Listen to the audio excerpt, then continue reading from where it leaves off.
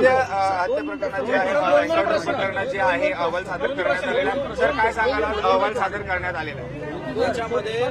आमचं जे म्हणणं होतं की अक्षय शिंदेचा मर्डर केलेला आहे राजकीय फायद्यासाठी तर राजकीय फायद्यासाठी केला की नाही हा नंतर तपासात उघडकीस कदाचित येईल परंतु ह्या स्टेजला इतकंच सांगेल की आमचं म्हणणं होतं की हा मर्डर आहे त्याच्यावरती शिक्कामोर्तब मेहरबान न्यायदंडाधिकारी ठाणे यांच्याकडून झालेला आहे। काय वाटतं न्याय पूर्णपणे मिळाला तुम्हाला नाही अहो इथं फर्स्ट स्टेप आहे आता एफआयआर ची स्टेज आहे एफआयआर नंतर मग investigation arrest chargesheet charge frame trial अजून खूप मोठा पल्ला गाठायचा आहे अब तो सुरुवात हुई आहे। जसं तुम्ही म्हटलं की आता सुरुवात झालेली आहे कुठेतरी वेळ लागला असं म्हणायचं की या सर्व गोष्टींना जे आहे कसं आहे वेळ लागण्याचे अनेक कारण आहेत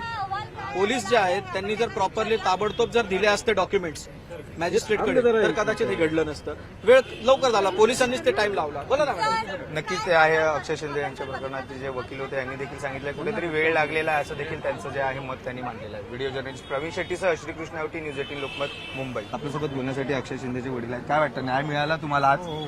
काय म्हणजे एवढा दिवस तुम्ही संघर्ष करत होतात काय सांगाल इतक्या दिवस तुम्ही जे आहे तुम्ही अगदी निडरपणे तुम्ही संघर्ष केला काय वाटतं काय भावना आहे तुमची काय सांगाल आज न्याय मिळाला असं वाटतं का तुम्हाला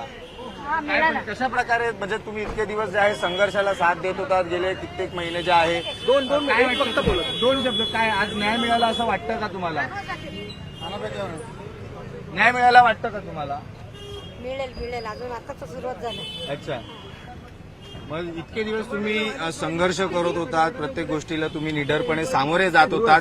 कशा प्रकारे आज तुमची भावना आहे माझं पोटामध्ये दुखते सर नाही बोलते खरंच पोटामध्ये दुखतं।